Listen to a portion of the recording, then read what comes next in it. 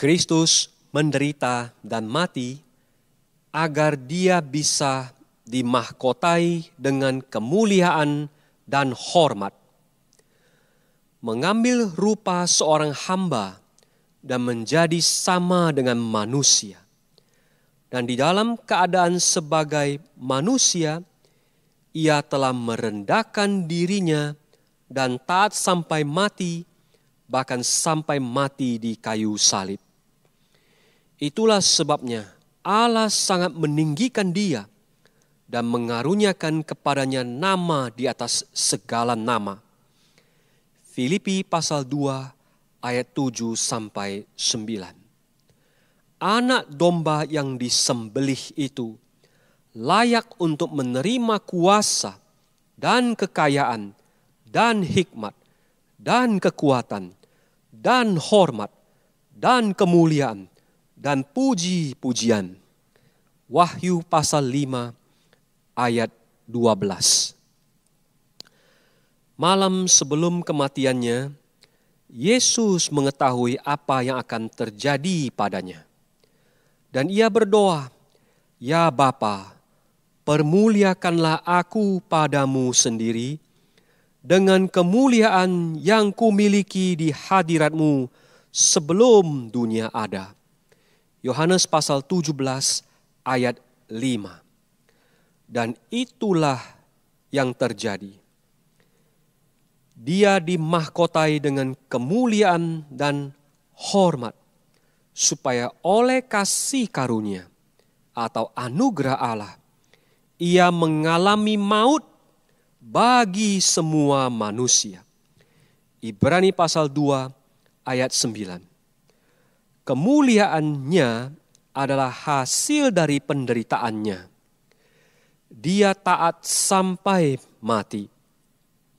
Itulah sebabnya Allah sangat meninggikan Dia.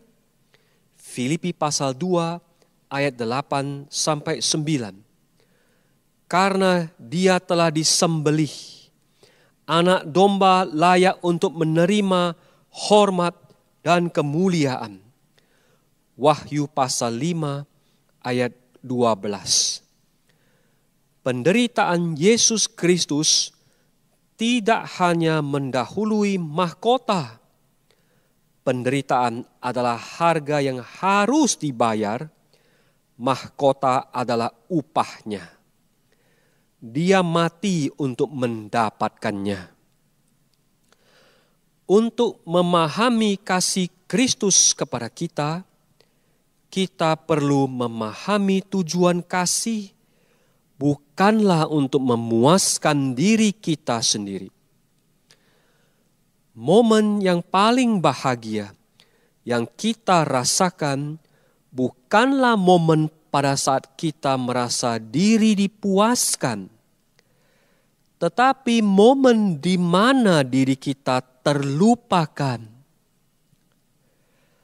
Saat kita berdiri melihat Grand Canyon, berada di kaki gunung Kilimanjaro, melihat matahari terbenam di gurun Sahara, dan dalam suatu momen singkat merasakan sukacita dan ketakjuban.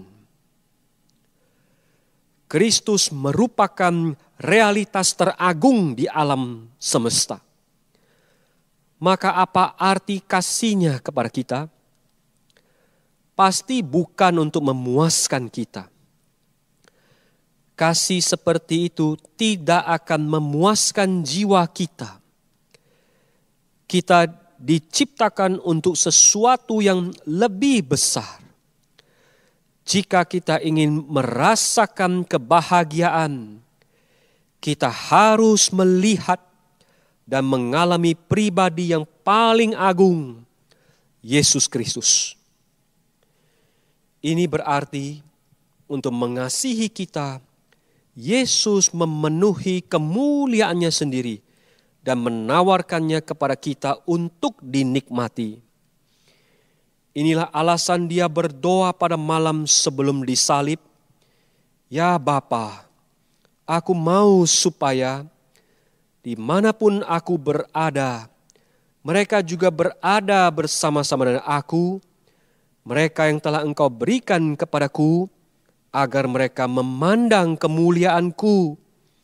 Yohanes pasal 17 ayat 24. Inilah kasih. Aku akan menunjukkan kepada mereka kemuliaan-Ku. Saat Yesus mati untuk mendapatkan kembali kemuliaan-Nya, Dia mati agar kita bisa memiliki sukacita. Kasih adalah kerja keras, berapapun harganya, untuk menolong orang mengalami Yesus Kristus yang merupakan satu-satunya sumber kebahagiaan.